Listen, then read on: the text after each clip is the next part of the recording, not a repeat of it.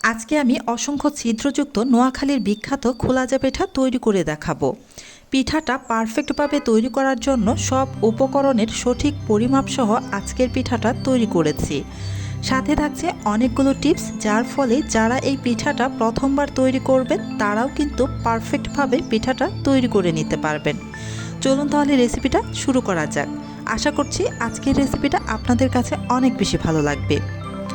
প্রথমেই একটি বাটির মধ্যে নিয়ে নিচ্ছি ছোট বাটির মাপে 2 বাটি পরিমাণ শুকনো চাউলের গুঁড়া, আর নিয়ে নিচ্ছি 2 টেবিল চামচ পরিমাণ আটা। এই আটাটা দেওয়ার কারণে এই পিঠাটা অনেকক্ষণ সময় ধরে সফট থাকবে। তারপর দিয়ে দিলাম হাফ চা চামচ পরিমাণ লবণ। এবার সব কিছু মিশিয়ে নিচ্ছি। ভালোভাবে মেশানোর পর এখানে দিয়ে দিব পানি। এখানে যেই বাটি মেপে চাউলের গুঁড়া নিয়েছি ঠিক সেই বাটি মেপেই এখানে পানি দিয়ে দিব 3 বাটি পরিমাণ। এই পানিটা আমার উষ্ণ গরম আছে, যেহেতু চাউলের গুঁড়া শুকনো তাই এখানে উষ্ণ গরম পানি ব্যবহার করতে হবে।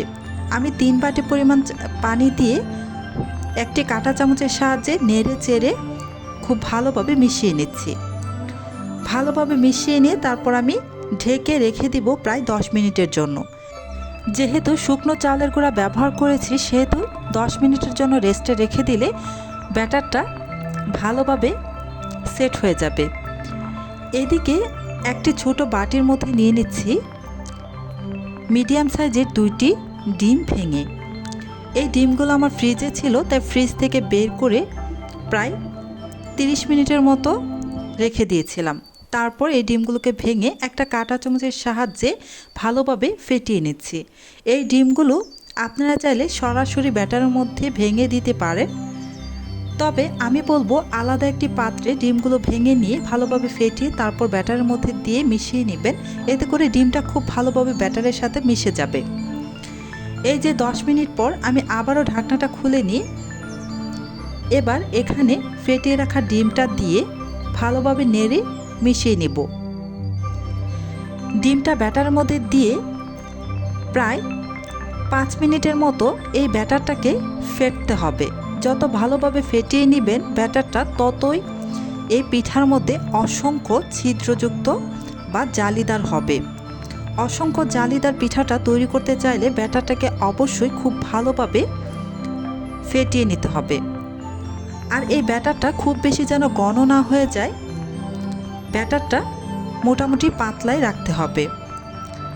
আমি এবার আপনাদের দেখিয়ে দিচ্ছি ব্যাটারের ঘনত্বটা আমি কেমন রেখেছি।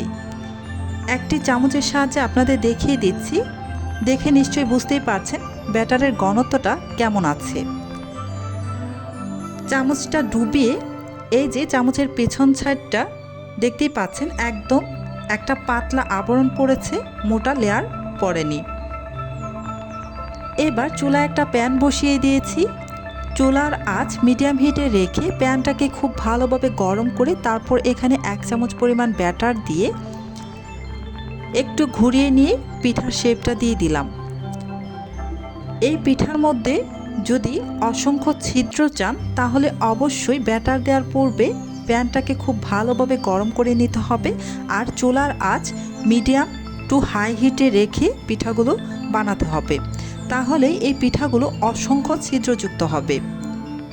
আপনারা চাইলে ব্যাটারটা প্যানের মধ্যে দেওয়ার পর একটু ঘুরিয়ে নিয়ে তারপর ঢাকনা দিয়ে ঢেকে 30 সেকেন্ডের মতো রেখে এই পিঠাটা বানাতে পারেন। তবে ঢাকনা দেওয়া ছাড়াই খুব সহজেই পিঠাগুলো হয়ে যাচ্ছে, আপনারা দেখে নিশ্চয়ই বুঝতেই পারছেন। আমি একে একে সবগুলো পিঠা বানিয়ে নিচ্ছি। এই পিঠার ব্যাটারটা যদি পারফেক্টভাবে তৈরি করতে পারেন তাহলে এই পিঠাটা অসংখ্য ছিদ্রযুক্ত হবে। আর চুলার আঁচ অবশ্যই মিডিয়াম টু হাই হিটে রেখে প্যানটাকে ভালোভাবে গরম করে তারপর এই পিঠার ব্যাটার দিয়ে পিঠাগুলো তৈরি করে নিতে হবে। তাহলে এই পিঠাগুলো অসংখ্য ছিদ্রযুক্ত হবে। এই তো সবগুলো পিঠা আমার বানানো হয়ে গিয়েছে। আমার আজকের এই রেসিপিটা A to Z ফলো করে যদি নতুনরাও পিঠা বানাতে চান একদম পিঠাগুলো পারফেক্ট হবে, অসংখ্য ছিদ্রযুক্ত হবে। আমার আজকের এই পিঠার রেসিপিটা আপনাদের কাছে কেমন লেগেছে কমেন্টের মাধ্যমে জানাতে পারেন। আজকের এই রেসিপিটা যদি আপনাদের কাছে ভালো লেগে থাকে তাহলে আমার চ্যানেলটা সাবস্ক্রাইব করে পাশে থাকা বেল আইকনটি অন করে রাখবেন। আজকের মতো এখানেই শেষ করছি। আল্লাহ হাফেজ।